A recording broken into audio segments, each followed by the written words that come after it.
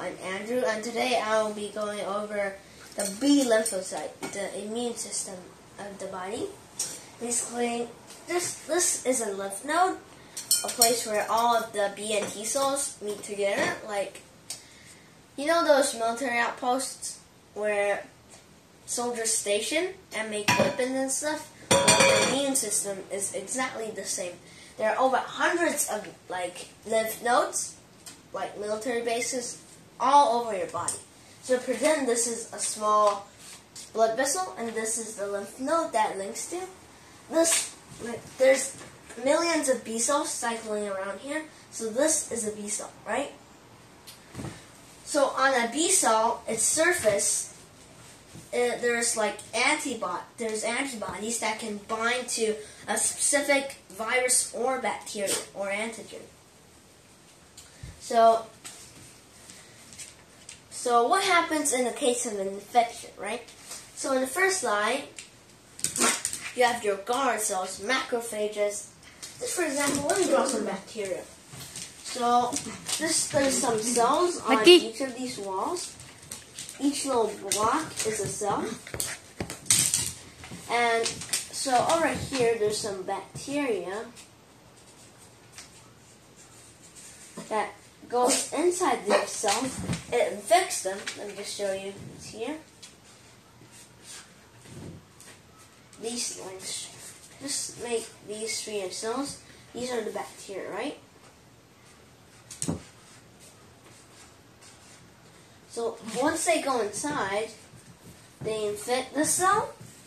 They make the cell produce more and more bacteria by the billions. And then they kill the cell eventually when the cell dies. And it has no more proteins to make more bacteria. So by this, I tell you the macrophages and monocytes are going to engage the bacteria at first because they're the guard cells. So after that, the macrophages send through messenger proteins through onto the blood. And those messenger proteins trigger neutrophils to be activated. They basically, let me show you. So this is a neutrophil, right? So what they do is they release toxins that kill bacteria, and because these toxins, they fight so hard, they kill healthy cells in the process with the bacteria. On top of that, they also generate barriers that trap and kill the bacteria.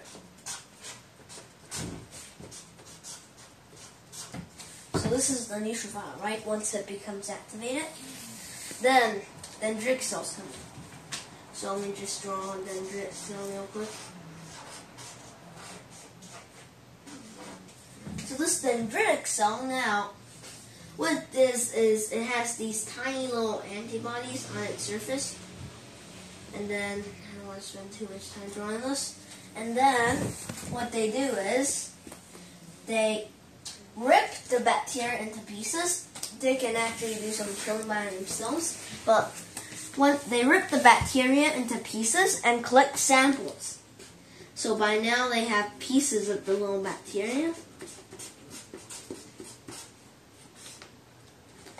So now they have little pieces of the bacteria like this and like that. So they present them on their outer surface. So this guy is floating around here presenting it. This. So when he then travels, let me show you,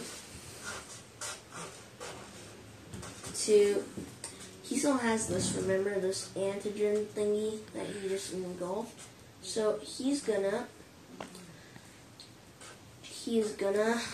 go into here, and inside there's millions of amateur T and B cells waiting to be activated. Let me just show you. These are not activated yet, means they just got through training, but they're not ready for fighting. So what they do is they have to, remember I told you that each of them, the T cell is the same, has a specific antibody they can bind with, like a virus. This one, it's like, let me show you. This one basically leads the particle, and the particle, the B cell, that can bind to the particle, meaning it has the same receptor as this dude, this bacteria. This is selected the lucky winner. So it means basically the antibodies that it can produce or effector cells can kill this bacteria or disable it. So let me just show you. So once this is done, they make millions of how I think it's like this. There's only like one of me, so I better get dividing quickly in order to defeat this virus. Because now there's billions of viruses everywhere. So what they do is they basically, let me just show you here. This is a B cell, right? The lucky winner that gets elected gets make plenty of new cells, and they all have the same antibody in order to fight the same bacteria, because only that bacteria is invading right now. So this is like this. Let me just do it. And then all of its future generations will have this. Now some will become effector cells, and some will become memories. Let me just show you. M equals memory cells. Memory cells stay on to remember this invader. So if it invades again, all of this stuff will be ready, and once it just comes, it will just be wiped out in an instant. So let me show you. And these guys keep dividing rapidly too. So the sword ones are the effector cells, which I'll talk about later.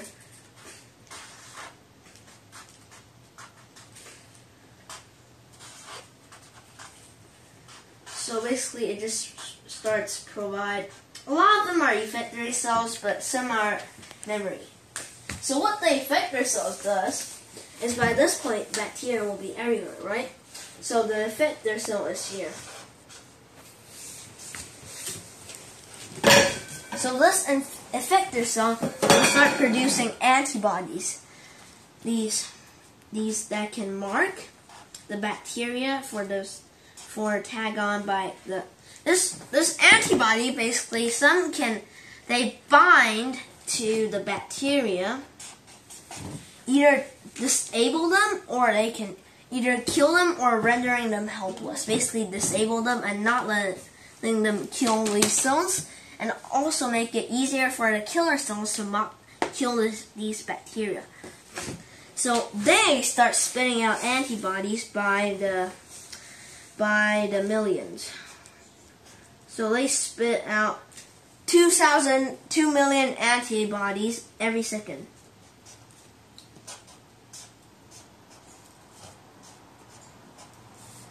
My drawings aren't very good. There's not enough time to write it. So these are antibodies, so they attack now, and then they basically, let me just show you. This is a bacteria, right? Antibodies are like this. So bacteria has special receptors like keys in order to open the cell, right? So these are antibodies. They basically bind to the receptors.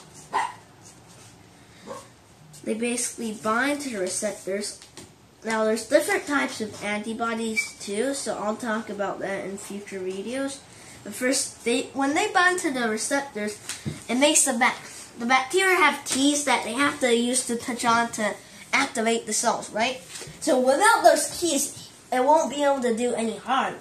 And those keys just make it easy for a killer cell to hook it up, to go on and mop up this entire thing.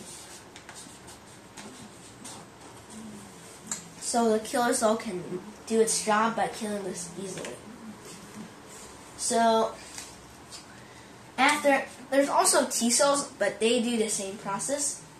So this one gets divided, but there's also an important part. These B cells, effectors, are basically antibody factories, and the memories basically they live on to kill more enemies. And then also all these cells, the extra ones, commit suicide after 5 days, as not to waste the body's resources, because they're programmed to keep on making antibodies. So if they do that, the body will waste resources or hurt itself. So after 5 days,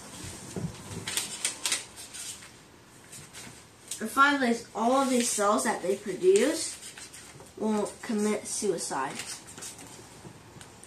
So, and that's about it. So I'll talk about more about these cells in future videos, but now this is the part of the B cell. And one last thing, I forgot to tell about, like, the B cells and all of the other immune cells, they have class 2 MHCs. These on their surface, like millions of them. These cells have class 1 MHCs that basically tell the immune cells we're just normal citizens and we are not infected by bacteria. And these class 2 ones tell the cells that they're guard cells coming to check whether they have been infected or not. So that's it, and I hope you enjoyed the immune system part 1. Thank you.